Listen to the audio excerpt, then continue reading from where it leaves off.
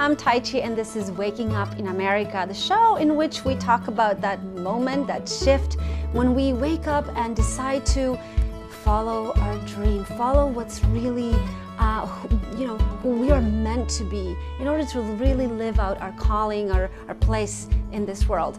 There is a little moment there, that all of us have to deal with, and that's that moment when you come home and say, honey, I'm leaving my successful career and I'm going to start something completely new.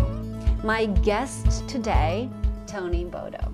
Hi, Tony. Hello, how are you today? Great. So I'm so excited to have you on the show. So your brother, Greg, and my husband, Matthew, went to Holy Land together. Yes. As tumbleweeds. Yes. How did you feel about that? I just wish I had been on the trip with them. You were an entrepreneur. You were an educator. Mm-hmm. Tell me, how did you start? You come from a big family. You said 12. 6 brothers. And 6 brothers, 6 sisters, yes. Unreal. All right. So growing up, what made you choose career that you went into? Well, actually growing up, I loved running my own business. I didn't understand what it was at that point. But when you say your own business, growing 5th up? and 6th grade, I started cutting lawns. And so I cut lawns for like 30 different people. And I loved doing that. I kept keeping track of what I was doing. And I was an analyst from, probably 5th grade on. And I had a lot of fun because I'd figured out how could I cut the grass, slow the lawnmower down just enough to save a little bit of gas, but walk fast enough to make sure it was very high quality, all of those types of little things. So it was just part of who I was, growing up. And yes. And then, of course, I followed the path that we're supposed to follow. I went to college, got a degree. You follow the path we're supposed to follow. Yes. I want to repeat that sentence because that happens so often. Why do you think you followed that path? I'm number 7 out of 12. I'd seen all my siblings go down the path of, we were kind of brainwashed that we had to go to college. It was a good thing. We all went. And we went down this path of this is what we're supposed to do. This Yes. is how we live in America. We're supposed to go go to college, get a degree, get a job, get the debt that comes with it, get the house, the family, all of that. I say, whose American dream are you living? Your own or someone else's? Someone else's, yes. Absolutely. I tried some sales jobs and failed miserably, so I ended up teaching high school for a year. And I love that, but the money wasn't there to be able to do what I wanted to do. I didn't have the money to go back to school and that, so I was actually accepted for an MBA program both in Washington, D.C., and I was looking at one in Nashville, Tennessee, and I had 2 job opportunities as well that corresponded with that. And and I was newly married. My wife and I had been married for about a year and a half at that point in time, and so we were looking at what to do and where to move and kind of where to set up our life, and we chose Nashville, and we went down that path. And I had a job, and within a year I was in my MBA program, learning again, following the path that everyone's supposed to follow. But even still, there was just this wanting to do something more, wanting to do something different. I didn't feel like I fit in. I didn't feel like I fit into that corporate structure because I thought it was a meritocracy. I thought I could earn my way up by doing really good work, and that in my experience, that wasn't how it was. And you're talking about your job in corporate America. In corporate America, yeah. And because you did a bunch of work for great hotels, right? Well, this actually, first I worked for a direct marketing company in the financial services, and so I worked for about 4 years there. And then, and what happened to me was I actually ended up getting laid off. They told me my job was secure, and then within a few weeks, I was laid off because they were merging 2 different companies, and my job was gone. Didn't matter that you put extra hours, extra effort, None of did that mattered everything at all. right. Yeah. Yes. And that was the clue, because my youngest daughter my oldest daughter was only not even a year old at that point in time. So it was that shock, that moment of what do I do? And so I ended up then I got a job with a hotel company, and I was building their analytics for them, and kind of got into the same routine. If I was doing really good work, I was creating stuff that had never been created before. But I wasn't rewarded the way I thought I should be. I'm working this job, and I am so stressed because I've got the life that I'm told I have to live, and yet somewhere in me there's this life that I want to live, and I didn't really know what it was, but I knew something was there.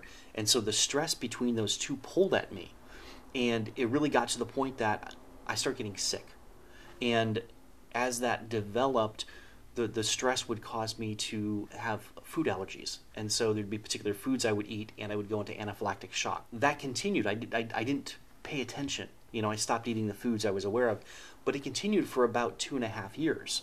And things continued to get worse. And they got to a point where about 3 times a week, I would go out to lunch, and I would avoid all the foods I knew of. But I would go into anaphylactic shock, and I'd have to take meds, and I'd have to, handle the situation.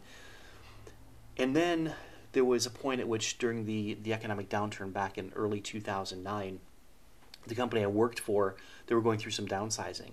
And I was leaving for a few days to go on a family vacation and they said, your job's secure because you're doing all of this work that we need you to do. And I was the only one that did that work. And so I left, and I felt good about everything. And while I was traveling, we my family and I stayed at a hotel one night, and I wake up in the middle of the night, and I'm going into anaphylactic shock, and I have no idea why. So I take my meds, and I'm laying there in bed. I look across the room, and I can see my daughter sleeping, and my wife's next to me, and I realize I don't know that I'm going to wake up. I don't know that I'm going to see them ever again.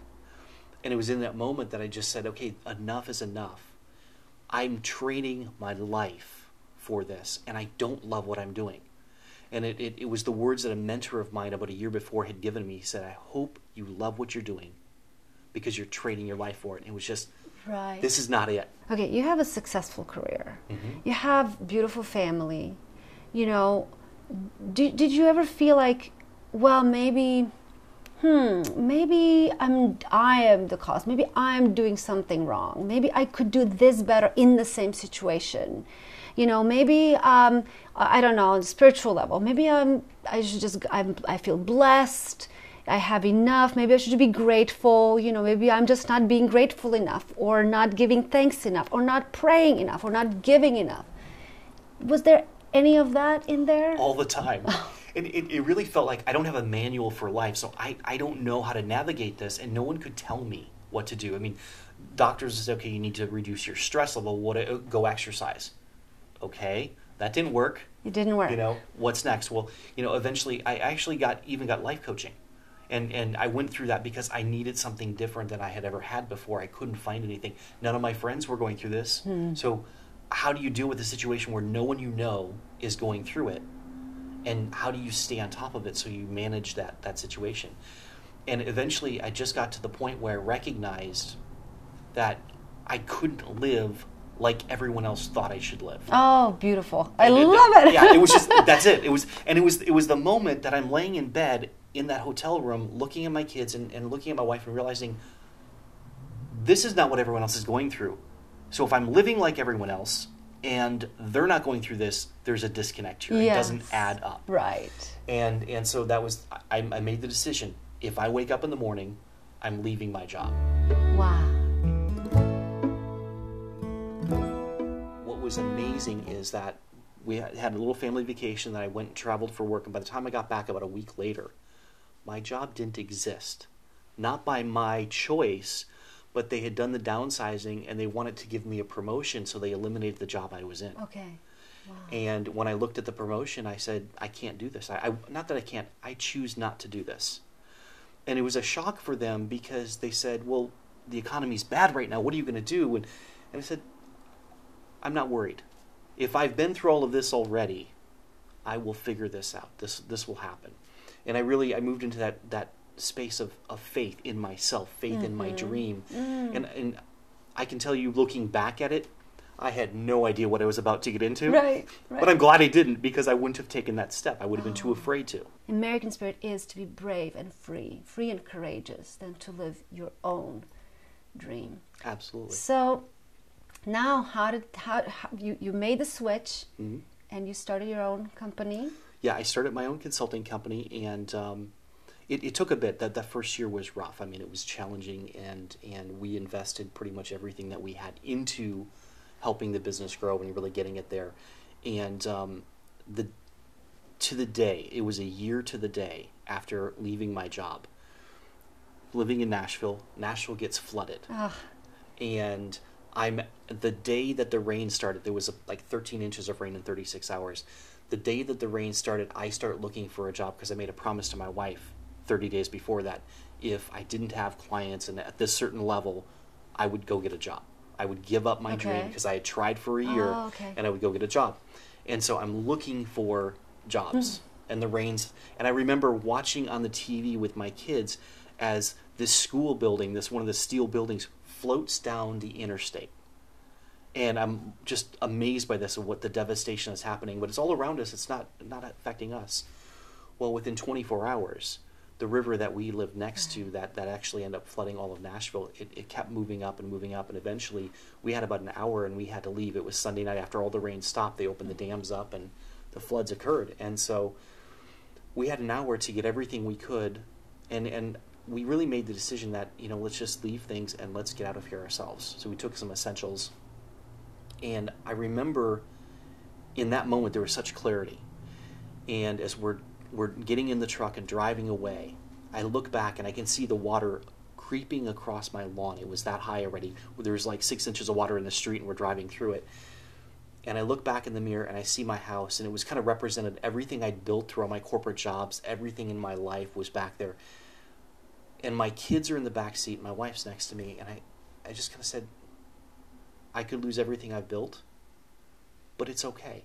And it was that moment of surrender that I just gave in and just said, it's okay. It was like that it took me a year to let go of everything that I had become in the corporate life. And I said, if I leave and if I come back and this isn't here, it's okay, because I didn't know. And we'll start over. And fortunately, it didn't turn out that bad. We did get flooded. We had a lot of damage to our house. We lost a lot of things.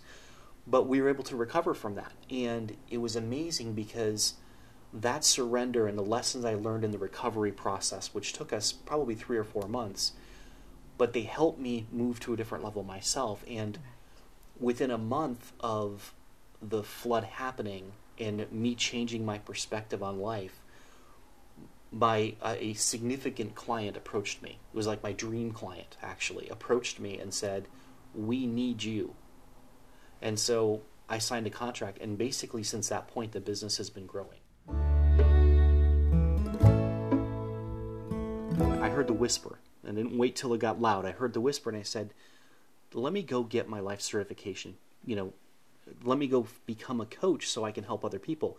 Because the work I do is around customer experience. And so I've experienced some very human moments in my life, and customer experience is just a form of human experience. Yes. So why don't I go learn how to help people experience life to the fullest? And so I got my certification, and I now use it actually when I'm working with executives. And they may not even realize that I'm using it to help them move, but I get the comments back, there's no one like you. There's no one that can do this type of work like you do it. Well, that's because I do it differently than everyone else does it. There you go.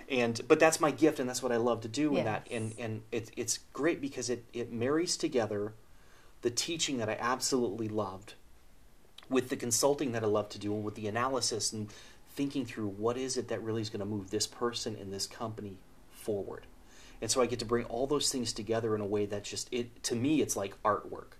And most people, you look at data all day long, and it's art to me, and it's creative. It's how can I figure out how to do things better for this company. I read somewhere on your bio, I think, that you use your life coaching skills with your daughters too. Yes, I do. Oh, I love it. Yes.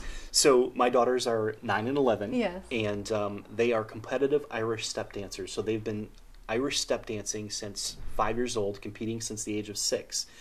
And they are highly ranked in the southern region of the U.S. This year, actually, my oldest daughter is going to regionals and competing, so we're very excited about that. But yeah, we do a number of things. We do visualization. So I help them, okay, what is it you want to become? If you want to win that first place medal, it's not just about visualizing and seeing it happen and it happens. You have to be the person who wins the medal. I mean, it turns the parenting almost into their hands, don't you think? Exactly. And makes our job like, wow, this is exciting. It's exactly. not hard, it's exciting. How do you balance fatherhood, career, traveling? You do a lot of motivational speaking. Mm-hmm. And being a husband? It takes a lot of work. It takes a lot of dedication. The first thing is you have to decide who you want to be. So I've decided this is who I am as a father, this is who I am as a husband, this is who I am as a business owner, this is who I am for my clients. And when I'm in those spaces, I have to be very present to who I am. And I'm not perfect by any stretch. I mean, it takes work. But knowing very clearly who you want to be as an example, as a father, and knowing that I want to show up and these are the things that I value as a father, and living from those values, it makes all the difference, because I travel, at least 50% of the time. But I can talk to my kids, or I can Skype with them, and I can be that person over the phone. We've even had instances, where they need homework done, right? And they love doing certain subjects with me, and so we'll Skype and do it, or we'll do it over the phone. I can be present to them in that moment. Right. And that's what's really important, no matter who it is, if it's your spouse or your client, coming from the place of knowing who you are and being that regardless. Tell me, what do you think, how does then your faith, God, spirituality come into all of this, all right?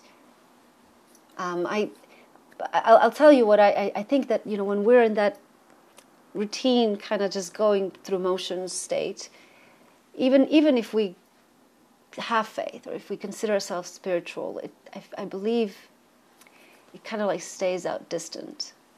And once you awaken, you become really connected. I love that description of it, because I would say that's true of me.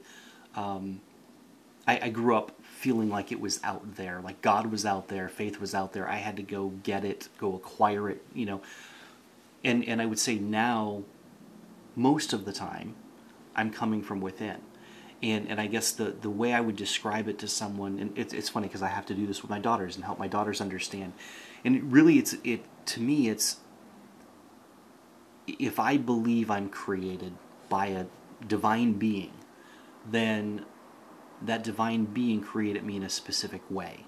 And so there's a seed of a dream within me. And so often, especially before I go do motivational speaking and things like that, even before I'm working with my clients, if I don't know how to solve a problem, I just open myself up and I imagine I'm just a channel through which God can speak, through which God can act. And I'm just there as this channel. And I open up and allow it to flow through me. Yes. And when I hear the recordings of what I've said, or when I see what comes out of the work I'm doing with my client, I'm amazed sometimes, because I know it came through me, and I know I fully participated in it, but it didn't come from out there. It's that presence within. Absolutely. And it's. I remember as a child struggling with the concept, well, God is everywhere, but He's out there. Yeah. How could God be everywhere, but He's only out there? Right. And really being able to. It took a long time for me to really understand, or at the level I understand now. But really being able to take my faith and internalize it and just be the person I dream of being as often as I can. And there's moments where I love, it's waking up, because guess what? We wake up over and over and over again. We fall asleep. Absolutely. But if we don't fall asleep as long or as deeply, if we wake up and we remember that we can be awake, that's what's powerful. It's a beautiful journey, and I'm so excited to have had this opportunity to talk to you. Now, if someone like I want to develop my show or any business, how do I get the wisdom and your guidance and your coaching? Yeah. The best place to go is leaderbridge.net. Okay. And that's the company that I work with. I have a partner in that, and we do a lot of small business owner coaching, both from a personal perspective, a leadership perspective, and then how to grow your business. We have a system around that. And so we support small business owners. The other work I do is really the high-level corporate work. That's TonyBodo.com. And that's really with customer experiences. How do you create experiences that transform your customers and their lives? And so that work we generally do with large companies like Fortune 500s and that. Every show I try to connect music, a song, with the topic, because I think music is one thing that when you kind of have that awakening moment, a lot of us like to just put something on and just surrender, relax, or draw inspiration from it. Mm-hmm. And You mentioned you like to listen to music in your car. Yes, in the car when I'm working in that. Yes. And give me a song. I love "Follow Your Dreams," and I listen to Joe Dickey, who is my mentor's husband, and he's a professional singer. He sings a version of it. So. And you mentored Mary Morrissey? Yes. Oh, I love Mary Morrissey. Yes. So can you play it for me? Sure. I wish I could sing it. Maybe I'll learn it. Hold on to your passion in these challenging days, and no status quo will undermine the plans you've made. Don't be discouraged. Keep that spark in your eye. Don't be afraid to follow your dream, to awaken, to have courage to be who you're meant to be, and lift someone up. And if you need someone to lift you up, that's okay. Just reach out and find someone like Tony, or a friend, or a parent, or Google it. I'm sure you'll find it. Or turn into silence. Be still and listen to that whisper deep within, through which your inspiration will lift you up. Thank you so much for watching. Beyond the sky.